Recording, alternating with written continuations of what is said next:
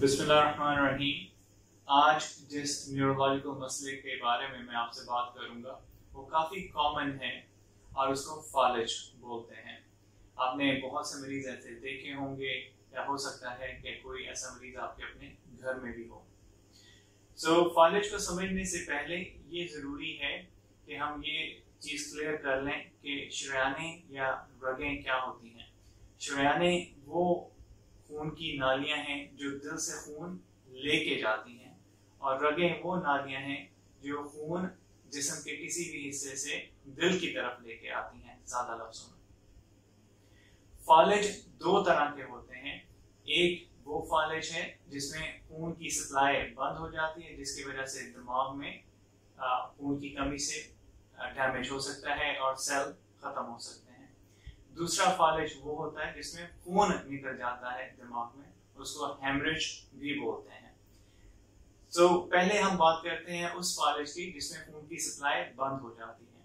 जो खून की सप्लाई बंद होती है उसमें अमूमन वो शरियानें जो खून लेके जा रही होती हैं दिमाग में, उनमें किसी वजह से बंदिश हो जाती है या रुकावट हो जाती है। इसको दो तरह के फालिज में मजीद डिवाइड किया जाता है। एक बड़ी शरियान, बड़ी रग का फालिज, और एक छोटी रग का फालिज। जो बड़ी रग का फालिज होता है वो अमूमन या तो दिल से कोई टुकड़ा टूट के जाता है दिमाग में, उससे बंदिश हो जाती है खून की और फालिज हो जाता है, या कोई बड़ी रग जैसे गर्दन में रगें हैं उनमें बंदिश हो जाती है और उसकी वजह से खून की सप्लाई बंद हो जाती है। जो छोटी रगों का फालिज है उसमें अमूमन जो छोटी रगें हैं उनमें बंदिश हो जाती है, और ये आमतौर पे ऐसे मरीज जिनको शुगर, ब्लड प्रेशर या वो सिगरेट पीते हैं उसकी वजह से ये मसला हो सकता है। जो दूसरी तरह का फालिज है जिसमें खून दिमाग में बह जाता है, उसकी सबसे कॉमन वजह ब्लड प्रेशर का हाई होना है, इसको हेमरेज भी बोलते हैं। ये अमूमन ज्यादा खतरनाक होता है। ऐसे तमाम मरीज जिनको फालिज हो जाए उनके शुगर और ब्लड प्रेशर को कंट्रोल करने की बहुत ज़रूरत होती है। उनको ये भी समझना चाहिए कि अगर वो पहले से सिगरेट पीते हैं तो पीना बंद कर दें। यकीनन ये एक ऐसा टाइम है जिसमें मरीज ये बात समझ सकते हैं कि उनकी ज़िंदगी के लिए क्या चीज़ अहम है।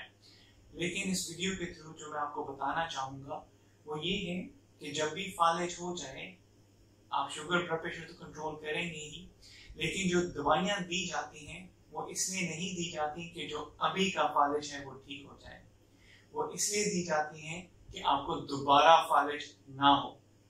लेकिन जो चीज़ सबसे ज़्यादा अहम है फालिज के मरीज़ों में वो है फिजियोथेरेपी, और मैं ये कहूँगा कि जितनी दफ़ा दिन में हो सकता है आप फिजियोथेरेपी खुद से करें या आपके घर वाले आपको कराएं या किसी फिजियोथेरेपिस्ट से समझ लीजिए और घर पे करते रहिए।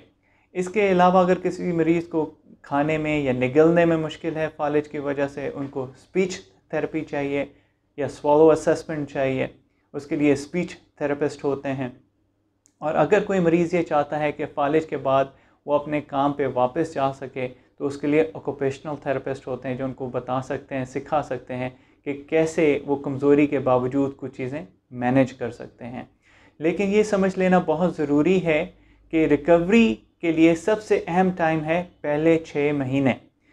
उसकी मैं सादा सी मिसाल अपने मरीज़ों को यूँ देता हूँ कि जब छोटा बच्चा चलना शुरू करता है तो बार बार गिरता है, लेकिन इसका मतलब ये नहीं होता कि आप उनको बिठा दें कि तुम गिरो नहीं, चोट लग जाएगी, बल्कि आप उनको गिरने देते हैं क्योंकि वो उसके बाद चलना सीख लेते हैं। तो फालिज के मरीज़ भी दूसरे लफ्ज़ों में इसी तरह पीछे चले जाते हैं और उनको बहुत ज़्यादा फिजियोथेरेपी करने की ज़रूरत होती है दोबारा उस लेवल पे आने के लिए कि वो नॉर्मल इंसान की तरह अपने काम कर सकें।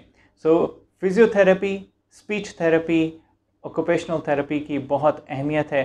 इनको समझ लीजिए, घर पे करते रहिए, ख़ास तौर पे पहले 6 महीनों में। फालिज के बाद रिकवरी अमूमन 3 साल तक होती रहती है, लेकिन अमूमन 6 महीने या साल के बाद ये रिकवरी बहुत स्लो हो जाती है। पहले महीने बहुत अहम हैं। इसके अलावा आप अपने न्यूरोलॉजिस्ट को, न्यूरोफिजिशियन को दिखाइए ताकि आपको ये पता चल सके कि फालिज हुआ क्यों है। क्या ये टुकड़ा दिल से टूट के गया है, या कोई शरेआन से दिमाग में गया है, या कोई और वजूहात हैं। और अगर खुदा न खास्ता दिमाग में खून निकला है तो अपने ब्लड प्रेशर को अच्छे से कंट्रोल करिए, अपनी शुगर को अच्छे से कंट्रोल करिए। उम्मीद है इस वीडियो से आपको फ़ायदा होगा। बहुत बहुत शुक्रिया।